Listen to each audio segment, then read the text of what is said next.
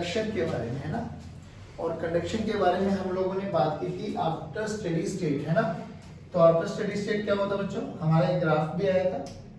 चलो तो बोलो टेम्परेचर वर्सेस एक्स का ग्राफ कैसा है था हमारे पास। ये हायर टेम्परेचर से लोअर टेम्परेचर के बीच में चलेगा और graph will be a linear graph, है ना। ऐसा चला था कुछ। और ये कब तक चलेगा, जो आपकी लेंथ ऑफ द कंडक्टर रहेगी, है ना। यही था ना, विद नेगेटिव स्लोप। हाँ x, यहाँ x इक्वल्स टू है, जो भी लेंथ ऑफ द कंडक्टर रहेगी। ऑब्वियसली ये हम समझते ही है, t बोले तो h, th बोले तो हाई टेम्परेचर, tl बोले तो। और ये हमें समझ में भी आता है कि भाई यहाँ पे हायर टेम्परेचर था, यहाँ पे लोअर टेम्परेचर था, और जो भी उसकी लेंथ l है तो उस वाली रोड का जो ये एंड स्टार्टिंग का टेम्परेचर है ये हायर ही रहेगा ये हमेशा। तो टेम्परेचर लीनियरली डिक्रीज हो रहा है, ठीक है, लीनियरली डिक्रीज। बट ये सब सिनेरियो कब का है बच्चों, जब हम स्टेडी स्टेट अचीव कर चुके होंगे। उससे पहले थोड़ा डिस्कस करा दो। उससे पहले वैसे तो बता चुका हूँ कि यहाँ से Q1 अमाउंट ऑफ हीट जाएगा इस वाले क्रॉस सेक्शन में, यहाँ पे Q1 अमाउंट ऑफ हीट जाएगा। क्या यही Q1 हमें यहाँ मिलेगा बिफोर स्टेडी स्टेट? नहीं। तो यहाँ पे मिलेगा Q2। क्या Q1 माइनस Q2 हीट का लॉस आया है? यस। वो हीट का लॉस गया कहाँ?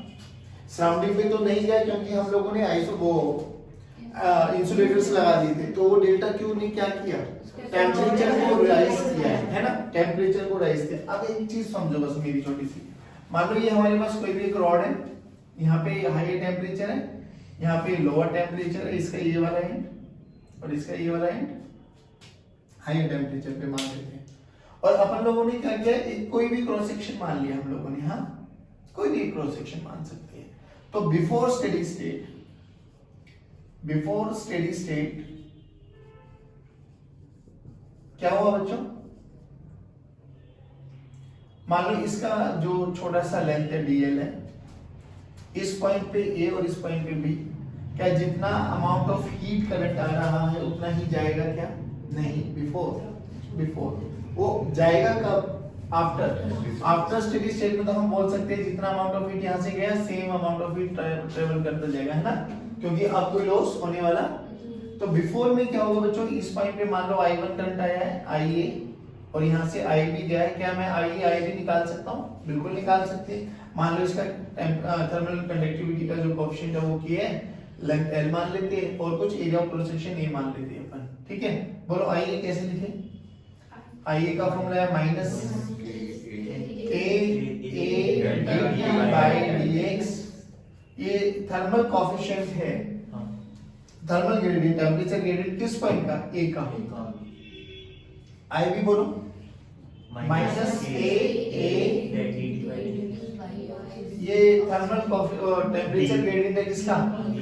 पक्की बात है, चेंज आया होगा कुछ ना कुछ, जल्दी बोलो। Minus KA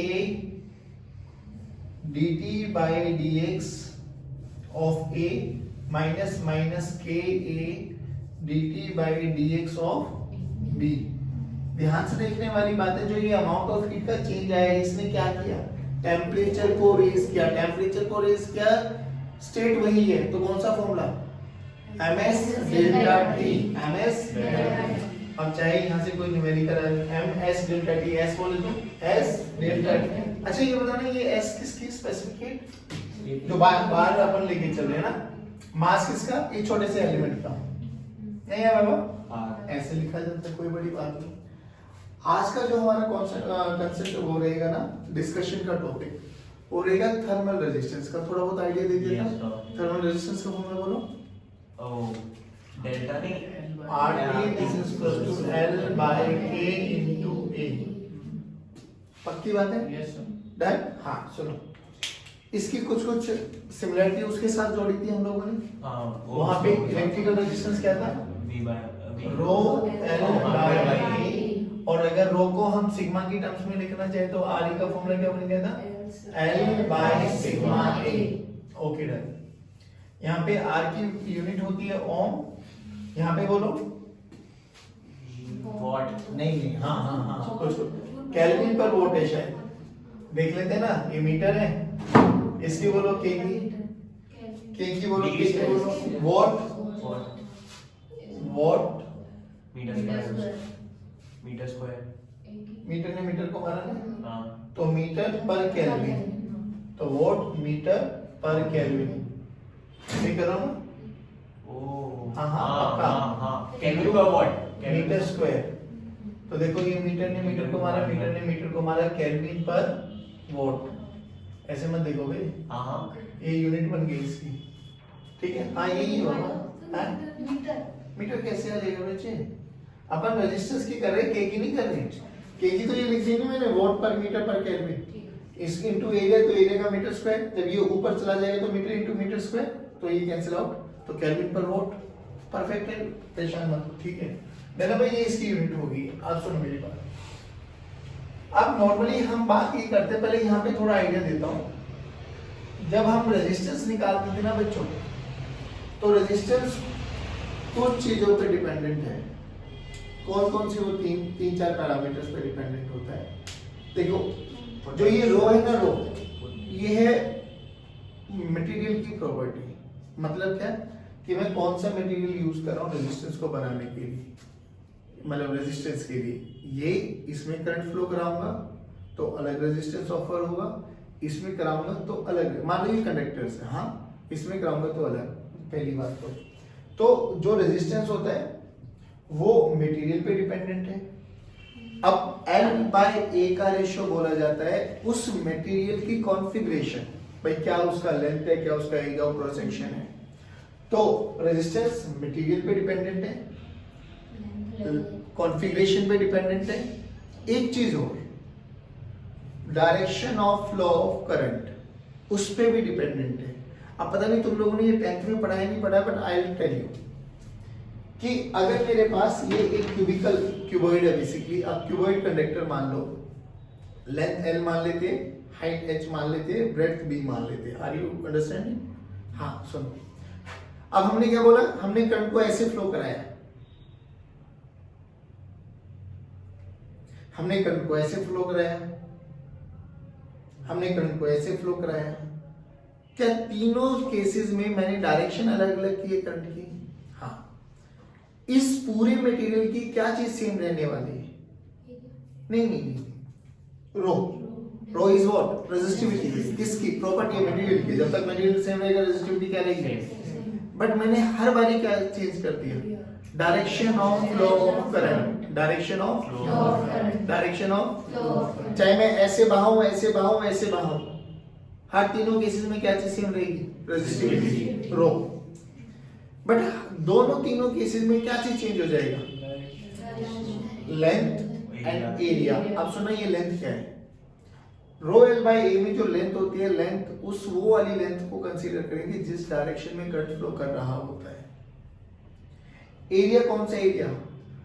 which is perpendicular to the direction of current. I tell you कैसे। अब ये याद रखना, क्योंकि इलेक्ट्रिसिटी में 12th स्टैंडर्ड में आता है ये चैप्टर पूरा एज इट इज। हालांकि 11th में पढ़ाते नहीं, क्योंकि ये पहले 12th में पढ़ा के फिर ये वाले पार्ट को उठाते हैं। तो सेम क्वेश्चंस आते हैं, बस क्या बोलते हैं वो लोग, मैं बताऊं कि जहां जहां रो आया है ना, वहां वहां रो को 1/K से रिप्लेस कर दो, खत्म। रो को 1/K से रिप्लेस कर देंगे तो थर्मल रेजिस्टेंस आ जाएगा, 1/K को रो से रिप्लेस कर दोगे तो इलेक्ट्रिकल रेजिस्टेंस आ जाएगा। इतना सा वेरिएशन होता है, न्यूमेरिकल सब जगह ये बराबर हो गया। बात समझ में आई? तो अपने भाई को पढ़ा भी सकती है, अगर तेरा भाई है, कोई भी बहन भाई है 10वीं क्लास में, तो उसको पढ़ा दे बेशक, ये प्रॉपर्टी सेम पढ़ानी है तुझे। सुन क्या होता है। मान लो ये मेरे पास एक क्यूबॉइड है, आराम से सुनना बच्चों, हाँ, और रिप्लाई करना आप। इसकी रेजिस्टिविटी हम लोगों ने रो मान लिया है, ये लेंथ हम लोगों ने L मान लिया है, हाइट को H मान लिया है, और इसकी ब्रेड्थ को B मान लिया है। ठीक है, मैंने करंट को ऐसे फ्लो कराया, ऐसे डायरेक्शन में। तो रेजिस्टेंस का फॉर्मूला बोलो जल्दी सभी बच्चे। रेजिस्टेंस क्या हो जाएगा? इसको वन कंडीशन बोल दो, तो R1 की वैल्यू बोलो, रो सेम रहेगी L/A। ये कौन सा? ये वाला, B into H। मैं करंट को ऐसे फ्लो करा रहा हूँ, कंडीशन नंबर सेकंड। तो R2 बोलो बच्चों, रो एज इट इज रहेगा। अब L की वैल्यू हो जाएगी H, और perpendicular area of cross section हो जाएगा L into B। चलिए अब मैंने करंट को ऐसे फ्लो कराया, ऐसे का मतलब समझ गए, इनवर्ट ऐसे। तो बोलो चलो R3 क्या हो जाएगा बाबा, रो तो रो रहेगा। अब बोलो b b b b b, क्योंकि अब ऐसे जा रही है ना, देखो ना ये रहा। तो अब ये है ना मेरी ब्रेड, तो ऐसे लेंथ आ जाएगी ये, और एरिया ऑफ क्रॉस सेक्शन आ जाएगा ये। बोलो क्या हो जाएगी, L इंटू पक्का L इंटू है। देखो सेम मटेरियल है, सेम कॉन्फ़िगरेशन लिया था हम लोगों ने LBH, बट जैसे जैसे मैंने डायरेक्शन चेंज कर दी वैसे वैसे मेरा रेजिस्टेंस चेंज होता चला गया। जैसे यहाँ पे किया ना बच्चों, सेम थर्मल में भी यही आएगा, बस क्या चेंज आ जाएगा जल्दी बोलो। हाँ, यहाँ पे करंट फ्लो करता था हायर पोटेंशियल से लोअर पोटेंशियल, यहाँ पे हीट करंट फ्लो करेगा हायर टेम्परेचर से। तो जहां जहां V आएगा वहां वहां डेल्टा T आ जाएगा, डन। जहां जहां रो आएगा वहां वहां 1/3 आ जाएगा, और कोई ज्यादा वेरिएशन नहीं आने वाला। इतना समझ में आया, पक्का पक्का। अब देखो ध्यान से, हमसे बोला जाता है, बहुत बेसिक सा क्वेश्चन पूछने वाला हूं मैं, अब सभी बच्चा रिप्लाई करेगा हाँ, कि ये मेरे पास एक ना सिलेंडर है,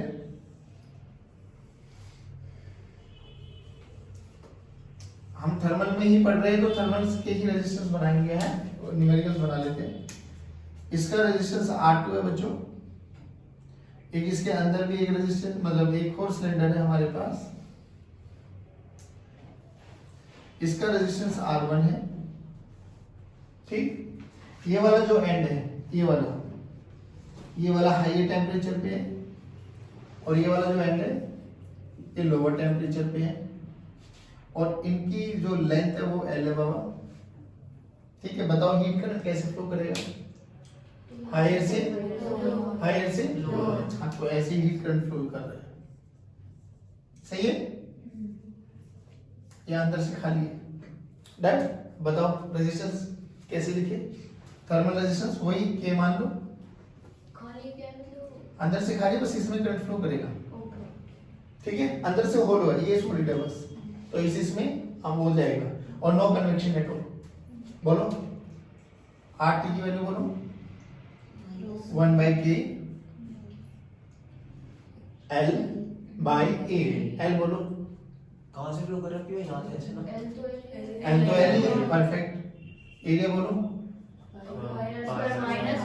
वेरी गुड, पाई R2 का स्क्वायर माइनस R।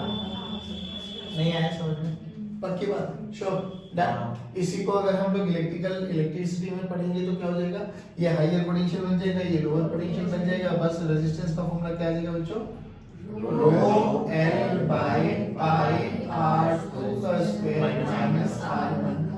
तो आपको क्या क्या प्रॉपर्टीज याद रखनी है, कि जो थर्मल रेजिस्टेंस है, जैसे इलेक्ट्रिकल रेजिस्टेंस 3 पैरामीटर्स पे डिपेंडेंट था, मटेरियल, कॉन्फ़िगरेशन और direction of flow of current. Similarly ऐसे ही ये भी 3 चीजों पे डिपेंडेंट करता है, बोलो कौन कौन। 1/K basically thermal conductivity, property of material again, L by configuration of material, और direction of flow of heat current, direction of flow of heat current. पक्की बात है, श्योर, ये सब चीजें हैं। अब एक चीज बताओ मुझे, ये किसका ग्राफ था बेटे, आफ्टर स्टेडी स्टेट, है ना, स्टेडी स्टेट। अच्छा, एक बार ना ऐसे एक एग्जाम में क्वेश्चन पूछा गया कि मान लो वही कंडीशन है हमारे पास, हाँ सिचुएशन वही लेके चल लेते हैं, कि हमारे पास एक ये वाला टेम्परेचर है 200 डिग्री सेल्सियस पे, ये वाला एंड है हमारे पास 50 डिग्री सेल्सियस पे, एक रॉड है हमारे पास 20 डिग्री सेल्सियस पे। हमने इस रॉड को उठा के इनके बीच में कनेक्ट कर दिया, तो क्या हुआ होगा बच्चों, जो इस रॉड का भी हर एक पार्ट 20 डिग्री पर है, रूम टेम्परेचर पे, टेम्परेचर विल रिमेन सेम। जैसे उठा के रख देंगे, क्या इसके हर एंड्स के अक्रॉस टेम्परेचर का वेरिएशन आ जाएगा, तो फाइनली तो ये टेम्परेचर हो जाएगा। बट उन्होंने ना स्टेडी स्टेट का ग्राफ ना पूछ के ना, अब हमसे पूछा गया कि बिफोर स्टेडी स्टेट क्या ग्राफ बनने वाला है, तो बता सकते हो आप बिफोर स्टेडी स्टेट क्या ग्राफ बनने वाला है, T वर्सेस X का एक ग्राफ।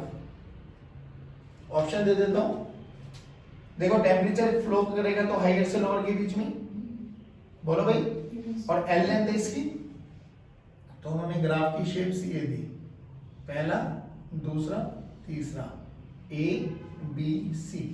कौन से कंडीशन को फॉलो करते हुए ग्राफ बनेगा, किसका ग्राफ है, ये बिफोर स्टेडी स्टेट पूछा उन्होंने, अच्छा है ना, बिफोर स्टेडी स्टेट पूछ रहे हैं। पहली बात समझ में आ गई, क्वेश्चन समझ में आया कि इनिशियली फाइनल तो ये टेम्परेचर बढ़ेगा।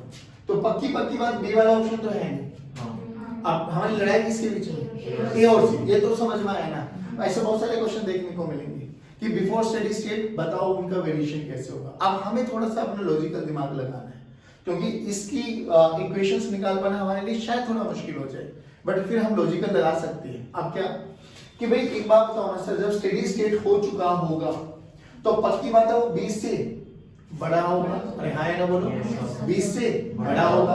मान लो स्टेडी स्टेट में इसका कोई भी एक सेगमेंट है, कोई भी एक सेगमेंट है, मान लो ये वाला सेगमेंट, इसका अभी टेम्परेचर कितना है 20 डिग्री। जब मैं यहाँ रख दूंगा और स्टेडी स्टेट अचीव हो जाएगी, मान लो ये टेम्परेचर आ गया 100 डिग्री, हो सकता है तो इसको 20 से 100 बढ़ना है, 20 से 100 बढ़ेगा नहीं। अरे बोल भाई। अब ये लेंथ कौन सी है, मान लो ये लेंथ x है, तो यहाँ पे ये वाला x ये हो सकता है। अरे हाँ ना बोलो, अरे हाँ ना बोलो। तो ये तो पक्की बात है। देख ध्यान से, अगर मैं यहाँ पे एक लाइन ड्रॉ कर दूं x पर, यहाँ पर एक लाइन ड्रॉ कर दूं x पर, इनिशियल कितना था 20, आफ्टर स्टेडी स्टेट कितना हो जाएगा 100। हो। तो देखो सेम लेंथ पर 3 टेम्परेचर है, 1 2 3, ये कौन सा टेम्परेचर है स्टेडी स्टेट वाला। तो बिफोर स्टेडी स्टेट इससे बड़ा होना चाहिए टेम्परेचर, छोटा होना चाहिए बड़ा। कैसे हो सकता है बे, बढ़ेगा मतलब समझ रहे हो कि बिफोर स्टेडी स्टेट ये 120 था सर, फिर कम हो गया सर, नहीं समझे आप लोग। ऐसे थोड़ी ना वो बढ़ते बढ़ते बढ़ते बढ़ते पर्टिकुलर पॉइंट पे 100 है ना। हाँ उसी पे 100, उसी पे तो पहले से ज्यादा होगा। उससे पहले तो हमें बात ही नहीं करनी ना भाई। आप नहीं समझे मेरी बात, दोबारा सुनो। इस पे यहाँ पे कितना है 20। इस पर्टिकुलर सेगमेंट के बारे में बात करना, तो आइसोथर्मल क्रॉस सेक्शन एरिया बात करी थी हम लोगों ने कि उसके हर पॉइंट का क्रॉस सेक्शन एरिया का हर पॉइंट का टेंपरेचर क्या रहेगा, इससे पहले अलग होगा उसके बाद अलग होगा। मुझे उसमें लेनी नहीं, मैंने तो कोई भी एक सेगमेंट चूज कर लिया अपनी मर्जी से कि क्यों ना एक्स पे देखो क्या टेम्परेचर हो सकता है। अब ये मैंने एक आर्बिट्रेरी डेटा ली कि इनिशियल 20 था और फाइनल स्टेट में कितना हो जाना चाहिए 100। डायरेक्ट इतना समझ में आया। अब मैंने यहां से एक्स पे जाके एक ग्राफ प्लॉट कर दिया। फाइनल टेम्परेचर तो ये होने वाला है स्ट्रेट लाइन वाला, और ये हमने अभी डेटा कितना माना है 100। तो बिफोर स्टेडी स्टेट वो 100 से कम रहेगा या ज्यादा रहना चाहिए, कम रहना चाहिए भाई। तो कम के लिए कौन सा ग्राफ, सी वाला या ए वाला, ए वाला, ए वाला। सी का तो ग्राफ देखा नहीं तूने, ऊपर है टेम्परेचर लोअर से टेम्परेचर हायर की तरफ जा रहा है, यानी ये कहां से कहां जा रहा है 50 डिग्री से 200 डिग्री। नहीं आया, अरे बोलो भाई। हाँ पक्की बात है। वो जो x है हाँ उसको हम 20 से देखेंगे। वो तो मैंने एक अपने समाज से समझाने के लिए तुझे बताया कि हम ऐसे दिमाग में अप्रोच लगा सकते नहीं नहीं, इस पर्टिकुलर जगह पे 20 इस तरह का तरह से कम हाँ। और फिर हैं। इनिशियली जब वो रूम टेम्परेचर पे था तो 20 20 था 20 था, और फिर वो बढ़ते बढ़ते फिर जब बढ़ा तो तो ये इस स्टडी है, मतलब 100 स्टडी वाला स्टडी माना है। ओके। तो उसने पूछा बिफोर स्टडी बताओ, तो बिफोर स्टडी में हमने क्या देखा, स्टडी में तो ये स्ट्रेट लाइन आएगी। हाँ तो मैंने एक्स पे ये वाले पे जो 20 इनिशियली 20 डिग्री दिखा रहा था, तो मैंने एक स्ट्रेट लाइन मार दिया उस पे एक्स पे। तो तीनों पे देखो अलग अलग टेम्परेचर आ रहा है, तो खुद लगाओ अगर स्टडी पे ये होगा तो बिफोर स्टडी स्टेट तो उससे कम होना, तो ए या सी, ए या सी। तो अब नॉर्मली आप ग्राफ भी बना सकते हो कि अगर कोई मेरे से पूछे बिफोर स्टेडी स्टेट तो बताओ क्या बनेगा ग्राफ, सेम ग्राफ टीएच और टीएल के बीच में, और यहाँ पे लेंथ एल मान लेते हैं। हाँ तो graph will be like this. बोलो समझ में आएगा? ये अप्रोच से आप लोग यूज कर सकते हो कि हाँ इस वाले पर्टिकुलर केस के लिए तो ये हमारा बिफोर स्टेडी स्टेट हो सकता है। कोई दिक्कत? पक्की बात? Please make out. Resistance in series, resistance पहले पढ़ा है, जल्दी जल्दी बोल दो अगर पता पड़ा है तो। बोलो रेजिस्टेंस इन सीरीज का फॉर्मूला कैसे पता लगेगा कि रेजिस्टेंस सीरीज में है? सो एक ही लाइन हो गई, एक ही लाइन पे ये पॉइंट ए, हाँ बी, और ये पॉइंट सी। तो बेसिकली इसमें करंट फ्लो करेगा सेम अमाउंट में, आई सेम। ठीक है, जो पोटेंशियल होगा वो डिस्ट्रीब्यूट हो जाएगा। तो अगर हम बात करें यहाँ पर हम लोगों ने VA पोटेंशियल लगाया और यहाँ पर हम लोगों ने VC पोटेंशियल लगाया, तो ऐसा पोटेंशियल डिफरेंस बिटवीन इस पूरे कॉम्बिनेशन। तो अपन देखो एक चीज और बताता हूँ यहाँ पे, चलो यहाँ पे मान लो रेजिस्टेंस है R1 और यहाँ पे रेजिस्टेंस है R2। अच्छा ये मैं इलेक्ट्रिकल रेजिस्टेंसेस बता रहा हूँ, बट तो ऐसे थर्मल रेजिस्टेंस में भी सेम डिटो सेम, कोई दिक्कत नहीं आएगी। देखो क्या हुआ यहाँ पे, ये इसलिए करा रहे क्योंकि इससे ज्यादा फेमिलियर हो आप लोग, 10वीं में पढ़ के आए थे। बोलो क्या कर सकते हैं हम लोग? हमें ना इन दोनों का इक्विवेलेंट बनाना होता है कि हमें दो रेजिस्टेंस ना लगा के एक ही रेजिस्टेंस लगाए, जो पूरा का पूरा सर्किट ये जैसे काम करे ना वो भी इक्विवेलेंट रहे, सेम काम करे वो भी, तो उसको इक्विवेलेंट बोलते हैं। तो यहाँ पर हम लोग बात करेंगे आर इक्विवेलेंट। तो ये अभी भी ए रहेगा, ये अब सी रहेगा, अभी के लिए कॉमन मान के चल लेते हैं। तो यहाँ से यहाँ देखो एक चीज सिखाता हूँ आपको, जहां से करंट एंटर करेगा ना that is at higher potential, plus जहां से निकलेगा ना वो लोअर पोटेंशियल पे है। एंटर करा हायर, बाहर लोअर। अब देख हमें कहां से चलना है? ए से, पोटेंशियल एट ए। कहां पे पहुंचना है? प्लीज इसको समझने की कोशिश करना। हाँ अच्छा याद करो 11th स्टैंडर्ड में हम लोगों ने पहले चैप्टर में एक चीज पढ़ी होती थी, single physical quantity can be added, can be subtracted, can be equate. Potential है, पोटेंशियल के बराबर है, तो इसमें प्लस माइनस भी क्या होगा? पोटेंशियल।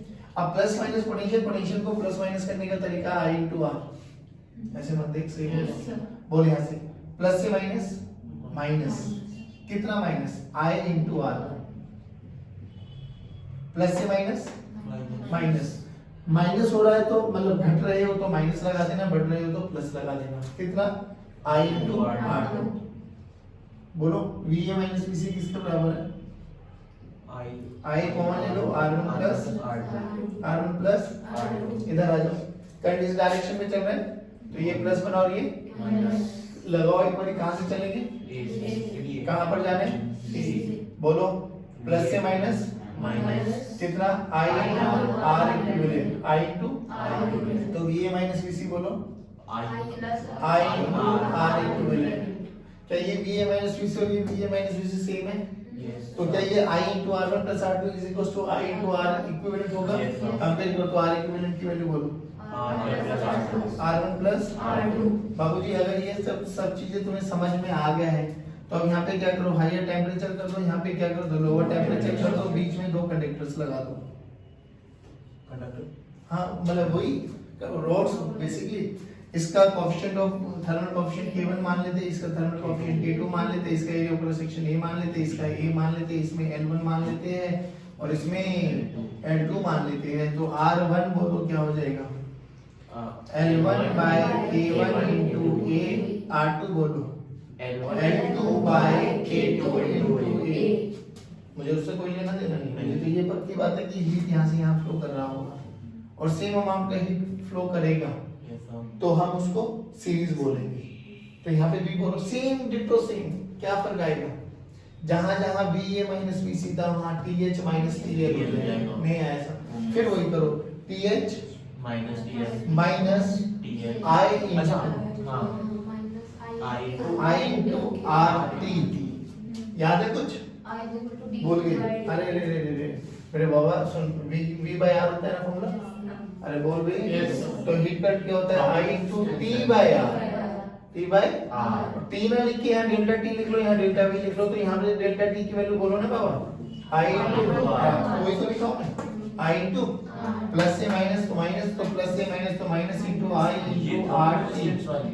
हाँ हाँ ये थर्मल सेम है, डिटो सेम। कहाँ पहुंचे? टीएल पर। अब इसको हटा के इक्विवेलेंट बनाना है फिर। तो इक्विवेलेंट बनाना तो ये लोअर पे ही रखना पड़ेगा, मतलब ये हायर पे ही रखना पड़ेगा और ये लोअर पे ही रखना पड़ेगा और इसका एक आर इक्विवेलेंट हो जाएगा। बोलो पीएच माइनस कहां से चलना है? टीएल minus i into r equivalent. Solve कर लेना, you will get the same answer. पक्की बात है? श्योर? अब सुनो पहले में बोलो क्या चीज सेम रहता है? उसमें पोटेंशियल रहता है, इसमें टेम्परेचर। उसमें क्या रहेगा? सेम। और इसमें क्या रहेगा? ऐसे जैसे कि मान लो ये टेम्परेचर हायर पे है और ये टेम्परेचर लोअर पे है आपके पास। यहाँ पे एक रॉड ऐसे लगा दी R1 रेजिस्टेंस की, यहाँ पे एक रॉड ऐसे लगा दी R2 रेजिस्टेंस की। बोलो क्या चीज सेम? दोनों का टेम्परेचर। अरे बोल भाई क्या क्या अलग हो सकता है? आई भाई देखो ना, यहाँ पे R1 पता नहीं, यहाँ पे R2 का हमें नहीं पता। हाँ टेम्परेचर सेम है बट I1 I2 अलग अलग हो सकते हैं, कोई दिक्कत? अरे बोल भाई तो यहाँ पे I1 मान लो और यहाँ पे डन। तो R इक्विवेलेंट का फॉर्मूला क्या पढ़ा था पैरेलल में? 1/R1 + 1/R2। ठीक है, छोटा सा एक आइडिया और पता लगा देता हूँ जिससे आप लोग न्यूमेरिकल्स कर पाओ। एक है ना बेसिकली अभी एक जंक्शन होता है, जंक्शन क्या होता है, जहाँ पे 2 या 3 वायर्स को आके मिला देते हैं, ठीक है। ऐसी रोड्स भी होती है, रोड्स को ये 3 रोड्स बना दी हम लोगों ने, तो ये क्या बन गया, जंक्शन। याद क्या रखना है, जंक्शन पे आने वाला heat current must be equal to junction से जाने वाला हीट करंट, जंक्शन से आने वाला must be equal to I tell you New Delhi railway station पे 16 प्लेटफॉर्म है, रेलवे ट्रैक्स, बेसिकली 16 स्टेशन है, प्लेटफॉर्म। Very good. अब एक समय 16 ही ट्रेनें आ सकती है सर, वो जंक्शन है, एक गई दूसरी आ जाएगी, 16 देंगी तो 16 की और एंट्री आ सकती है, तो जंक्शन पे आने वाला मस्ट बी इक्वल टू, तो जंक्शन पे बचेगी कितनी ट्रेनें, 0, जितनी आएंगी उतनी जाती है। बात समझ में आई? तो बेसिकली आपको क्या याद रखना है, बहुत सारे न्यूमेरिकल्स आपको ऐसे दिखाई देंगे कि 3 रोड्स है, सबका के अलग अलग है, के अलग अलग का मतलब R1 R2 और R3 अलग अलग हो जाएंगे, यहाँ का टेम्परेचर दे देंगे अलग, यहाँ का टेम्परेचर दे देंगे अलग, यहाँ का टेम्परेचर दे देंगे, पूछा जाएगा यहाँ का टेम्परेचर बताओ। जिसका नहीं पता उसका मान लेना चाहिए, है ना। मान लो ये 100 डिग्री दे दिया हमें, ये 150 डिग्री दे दिया हमें, ये 0 डिग्री दे दिया हमें, बोला गया इस जंक्शन का टेम्परेचर बताओ, तो मान लो लेट अस सपोज मान लिया नहीं आया समझ में, तो यहाँ से हीट करंट कितना निकलेगा, I1 मान लो हायर से लोअर की तरफ जाएगा, I2 मान लो हायर से लोअर की तरफ जाएगा, तो यहाँ से I1 आएगा, यहाँ से I2 आएगा, तो यहाँ से जाएगा, तो ये I3 मान लो नहीं आया, तो मैं क्या लिख सकता हूँ, I1 प्लस I2।